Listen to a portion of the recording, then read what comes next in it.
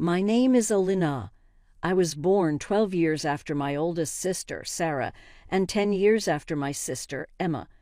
When I started to remember things clearly, they were already teenagers, more into boys and makeup than playing with their little sister. Our home in suburban Minnesota was always filled with the sounds of my parents being proud of their older daughters. Sarah got all A's again. They would smile at dinner.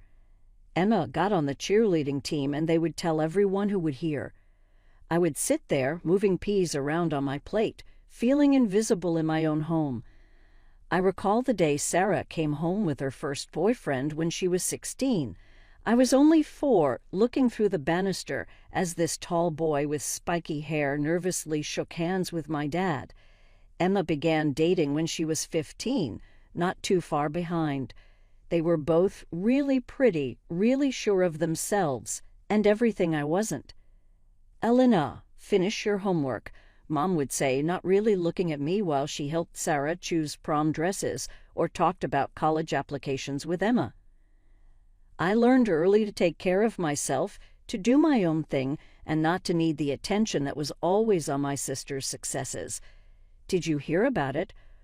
One morning when I was 7, Mom came into the kitchen really fast.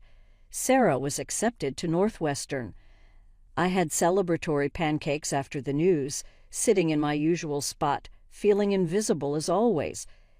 Emma went to college 2 years later, and suddenly I was alone in a house that felt both too empty and too full of their memory. Their rooms turned into special places for their old lives, trophies, photos, and memories kept just as they were. At the same time, I made my own space, got used to being alone, and tried not to worry when every talk seemed to go back to my great older sisters. Everything changed for me when I turned 15. Sarah, who is now married and living in another part of town, had her first baby, a boy named Tyler. I remember the day she brought him home from the hospital. Everyone was happy and crying. My parents were so excited to be grandparents. "You're going to be a great aunt," Mom said, giving my shoulder a gentle squeeze. Now that I think about it, I see that was the time when everything began to change, even though I didn't know it back then. At first, I was really happy about becoming an aunt. Tyler was so cute, and I enjoyed making funny faces at him while Sarah and Mom talked over coffee. But that change happened quicker than I thought it would. It began with what looked like a simple request one Saturday morning. "Can you please watch Tyler for a few hours, Elena?" "I really need to go shopping," Sarah said as she put her purse over her shoulder. Before I could say anything, she put Tyler in my arms and went to the door. "Thanks, sister, you are amazing." That became what everyone was used to. Every weekend, Sarah would come to our parents' house, give us Tyler, and then leave for hours. Sometimes it was shopping, other times it was lunch with friends or a spa day. It was always a way to take a break from being a mom. "It's not fair," I told Mom one day after Sarah had been away for 5 hours. "I was going to meet Jenny at the mall today." Mom hardly glanced up from her magazine. "Family supports family, Alina. Your sister needs some time alone. You will get it when you become a mom." I was 16 when Emma said she was going to have a baby. "It's a girl," she shouted happily at the family dinner. While everyone was happy, I felt a tight feeling in my stomach. When little Sophie came, things happened just like before, but even more strongly.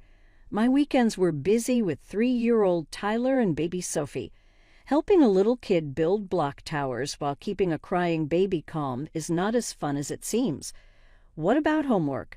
Just forget about it until they were both sleeping, if they ever slept at the same time. "Jason asked me to the movies tonight," I said to Dad one Saturday while holding Sophie on my hip and watching Tyler color on the coffee table instead of his coloring book. "You should have thought about that before you said yes to watching the kids," he said. I didn't agree. "No one ever asks me." Sophie started crying because I sounded frustrated. "Please be quiet. You're making the baby upset," Mom said from the kitchen.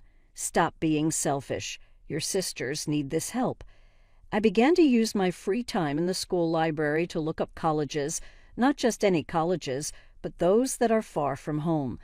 I focused on my studies because I knew good grades would help me succeed. Every A on my report card brought me closer to being free. When I got my acceptance letter from Berkeley with a partial scholarship, I felt like I could finally relax. But my family wanted to do something else.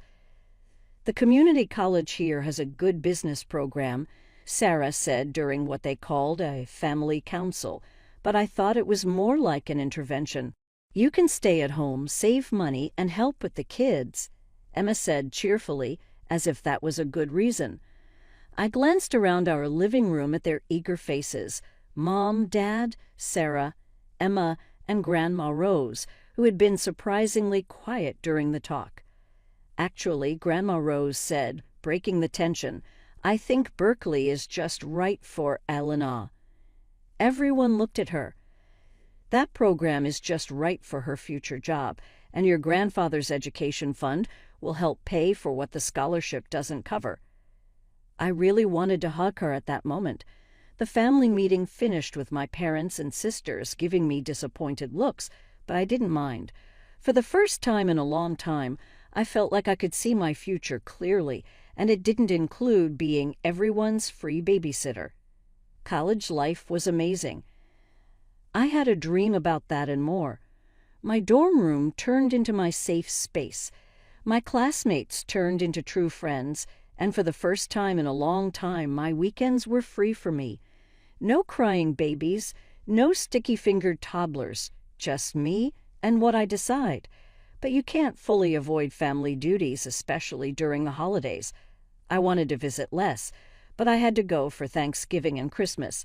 Mom would call a few weeks before, her voice full of hope. "Everyone is asking about you, Elena." The children missed their aunt. The first Christmas break after I began college, I walked into complete chaos. Sarah had 2 boys now, Tyler and his new baby brother, Luke. Emma also had a boy named Max in her family, along with Sophie, but that was just part of it. Alana and Janet shouted as soon as I entered, quickly pointing their twin 5-year-olds at me. "The kids want to know about you," she said. "No, they haven't," I said to myself. "They hardly know me." Before I could say anything, Cousin Rachel's 7-year-old daughter grabbed onto my leg. Right after that, Cousin Mike's 9-year-old son and 6-year-old daughter came up to me too. "Elena, sweetie," Mom called from the kitchen, mostly hidden behind a big pile of dishes. "Why don't you take the kids up to your room?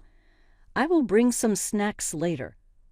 Suddenly, I was guiding 8 kids up the stairs, feeling more like a sheepdog than a college student. My old bedroom turned into a mess. Toys all over the place, juice stains on my childhood bedspread, and crayon marks showing up on the walls. Time went by. My stomach made noises as tasty smells came up from downstairs, where the grown-ups were having their nice holiday meal. When Mom came in with a plate of snacks for kids, she hardly looked at us. When I finally got downstairs at 8 o'clock after talking to different parents to get their tired kids, the dining room was empty. The only things left were dirty dishes and some leftover food on the serving platters. "Oh, Alana," Emma said, putting on her coat. "Max was really nice to you, wasn't he?" "We need to hurry, it's after his bedtime." Sarah did the same, getting her boys together and talking with Mom about New Year's plans. Janet was putting snow boots on her twins, while cousins Rachel and Mike were taking their sleeping kids to their cars. No one said thank you. No one asked me if I had eaten. They all left without looking back, and I was left standing in the mess of Christmas dinner. "Alina, can you please help me with these dishes?" Mom called from the kitchen, like I hadn't just spent the whole day doing her a big favor. I saw a big pile of dirty plates and serving dishes, proof of a holiday meal I didn't get to enjoy. Mom's message came during finals week, right when I was finishing my last paper for the semester. My phone buzzed with her usual message before the holiday, but this one really scared me. Sarah and Emma are coming with the kids, it said happily. Also, Janet and her twins, Rachel's girls, Mike's kids, and great news. Sarah's sister-in-law Lisa is joining us with her 3. It will be a great Christmas with all the kids. I calculated in my mind 12 kids. 12. I was sitting in the library, looking at my phone until the screen turned off, then turned on again to check if I read it correctly. The message was still the same, but something inside me changed at last. Going to college for 2 years helped me see things differently. I saw my roommate Kate go home for the holidays and come back with stories about real family time, playing board games, watching movies, and having nice Christmas dinners. My friend Jessica often says her biggest problem with going home is sharing the TV remote with her brothers and sisters. During that time, I had spent all my holidays as a free babysitter. I didn't answer Mom's message. I packed my bag for Christmas break, feeling surprisingly calm. This time, I wasn't worried about the holidays because I had a plan for going home. The days before Christmas seemed very normal. I helped Mom in the kitchen, enjoying the familiar smells of her special dishes, pot roast, honey-glazed ham, and her well-known apple pie. I put decorations on the Christmas tree, hanging the ornaments I made in elementary school with the nice glass balls Mom saved for the front of the tree. Christmas Day came with a lot of busy fun. Cars started coming into our driveway one by one, each one adding more noise and confusion than the one before. Sarah got there first with her boys, who are now 5 and 3. Emma came soon after with Sophie and Max. Lisa, who is Sarah's sister-in-law, came over with her 3 kids, and they are all younger than 7. More relatives came in after them, and each family brought more kids to the big group. I looked from the side of the living room as the noise got louder and louder. Sarah walked over to me, holding her youngest on her hip and the older one pulling at her sleeve. "Alana," she called out in that familiar way, the one that meant she was ready to hand over her parenting tasks. "The boys are really happy to see you. They are excited to play with their favorite aunt." She was already pushing them towards me, just like she had done many times before. This time was not the same. This time I stayed firm and looked her right in the eye. "No," I said, my voice calm, even though my heart was beating fast. "I'm not taking care of the kids today. I'm here to have fun during Christmas just like everyone else." The room wasn't completely quiet. There were too many kids for that, but I could sense the surprise spreading among the adults. Sarah was very surprised. Mom stopped in the doorway holding a plate of cookies. Dad glanced up from his newspaper, his eyebrows lifted. "But who will take care of all the kids?" Emma's worried voice echoed in the living room as I looked toward the stairs. I looked back for a moment and saw Mom's confused shrug and the surprised expressions on everyone's faces. I almost laughed at what I saw. They looked like someone had just said Christmas was not happening. I walked up the stairs I knew well, looking at the family photos showing my sister's many successes, and entered my old bedroom. The quiet sound of the door shutting behind me felt like the end of a really long thought. I fell onto my bed, the same twin bed I've had since middle school, and sighed deeply. Downstairs I could hear the quiet noise of chaos, grown-up voices going up and down, kids crying, and sometimes a thump from something being dropped or thrown. "Do you really think she is for real?" That's really selfish. Back in my time, the bits of talk that came up through the floor made me happy. Let them say what they want. Let them see the truth of taking care of their own kids. My phone vibrated with a text from Kate. "Did you complete it? Did you finally confront them?" "Operation Freedom is happening now." I replied, "Right now I'm staying in my room while they try to figure out how to take care of their own kids." A knock on my door stopped me from texting. "Alana." Mom's voice sounded worried, but it also felt a bit annoyed and desperate. "The kids want to see you." I stayed in my cozy spot on the bed. "I'm busy, Mom." She sighed loudly through the door, then her footsteps could be heard walking away down the hallway. I went back to my phone and joined a group chat with my college friends. They were sharing funny stories about their family Christmas dramas. Jessica's uncle was drinking too much again. Mike's grandma was wondering when he would meet a nice girl. Kate's brother came home with a surprise girlfriend. 2 hours went by like this in calm defiance. My phone kept buzzing with messages from friends who knew I had been complaining about babysitting during the holidays for a long time. The noise downstairs finally changed to a new pattern, one that I wasn't part of. When I came down the stairs for dinner, you would have thought I had come back to life, based on how everyone looked. Aunt Janet really dropped her fork. Cousin Rachel's mouth was open while she was talking. I looked around the dining room and saw that Emma was not there. I could see her in the living room trying to set up a game with the kids. Her hair, which is usually neat, was coming out of its fancy style, and there was a stain on her nice sweater. I sat down at the adult table for the first time in a while and looked at the food in front of me. Everything was warm, new, and ready to be enjoyed. No cold leftovers, no leftover scraps, no half-eaten kids' meals. I felt the heavy looks from others as I put Mom's honey-glazed ham, Aunt Janet's sweet potato casserole, and Cousin Rachel's well-known green bean dish on my plate. The sound of forks and knives on plates didn't really hide the tension in the room. I was in the middle of enjoying my first real holiday meal in years when Sarah finally lost it. She was watching me eat like someone watches a nature show about animals hunting each other. "Well," she said to everyone at the table, her voice full of sarcasm, "looks like someone thinks they're really important at college. It looks like they have forgotten about being good sisters."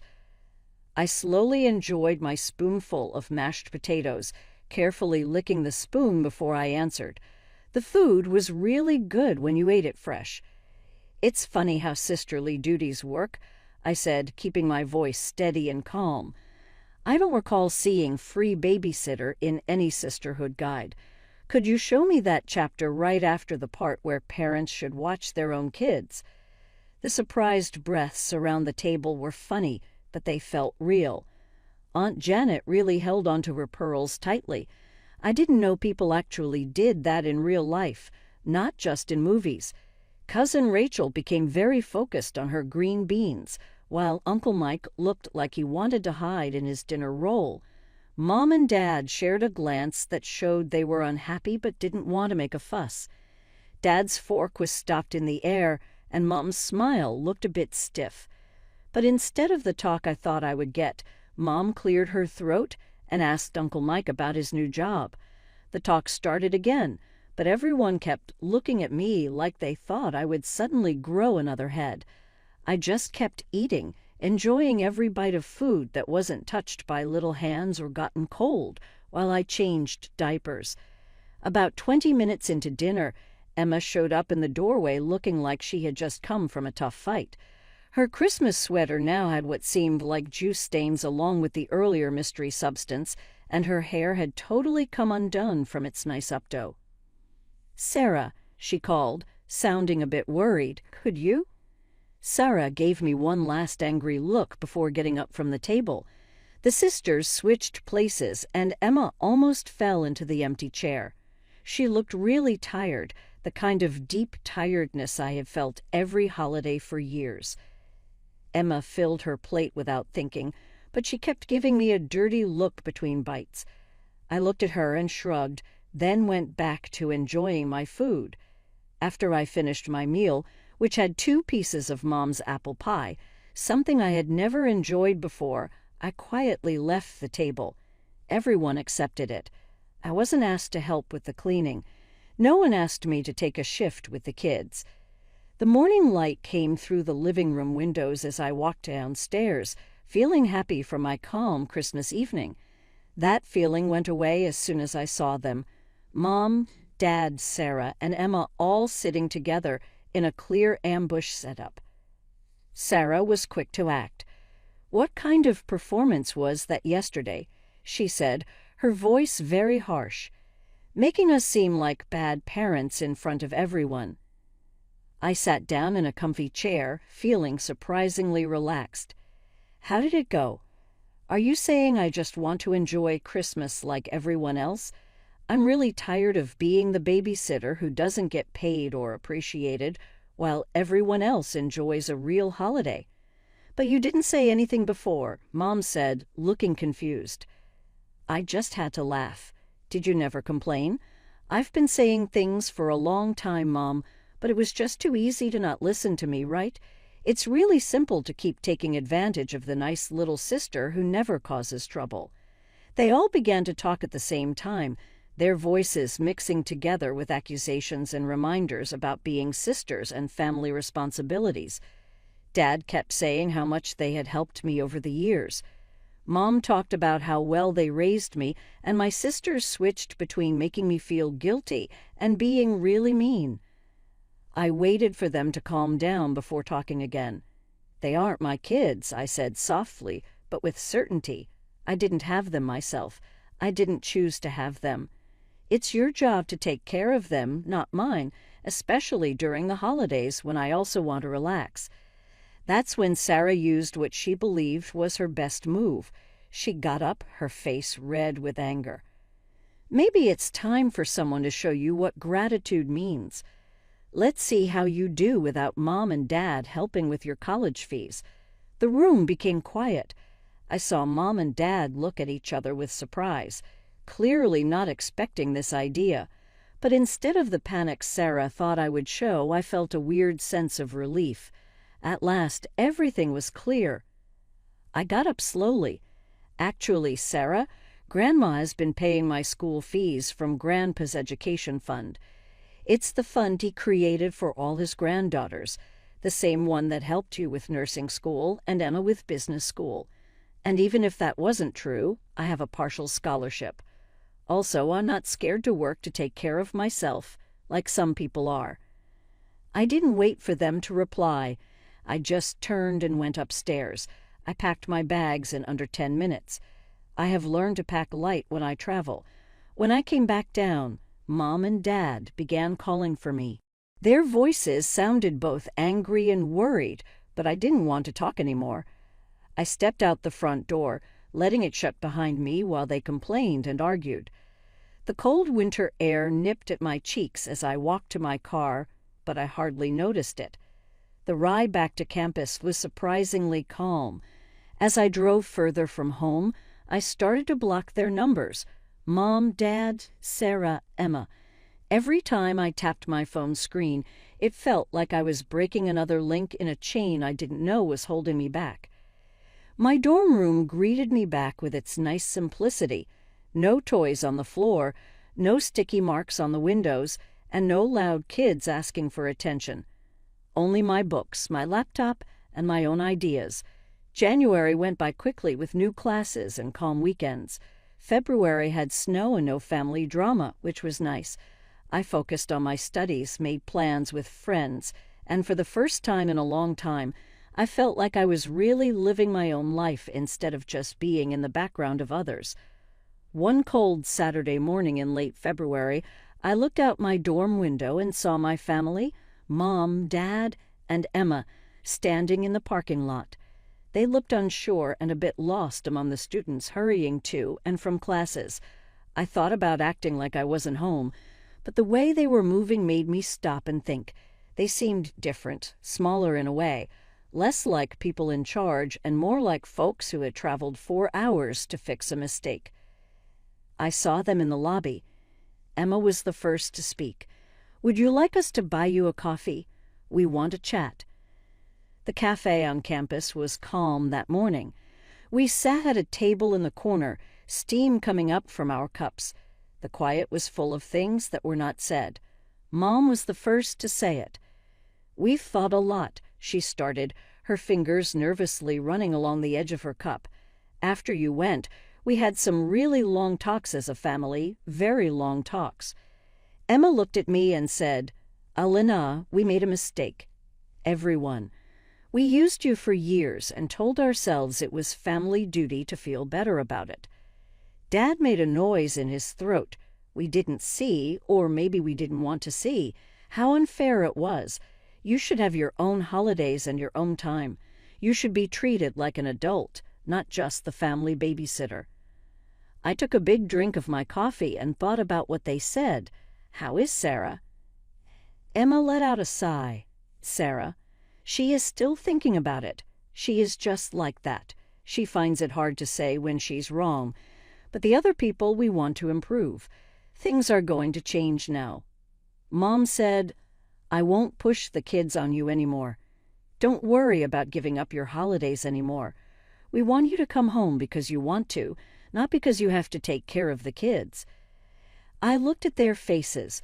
Mom's eyes showed sincerity, Dad's expression showed regret, and Emma's posture was open. All right, I said at last. I trust you. That night, after they were gone, I unblocked their numbers.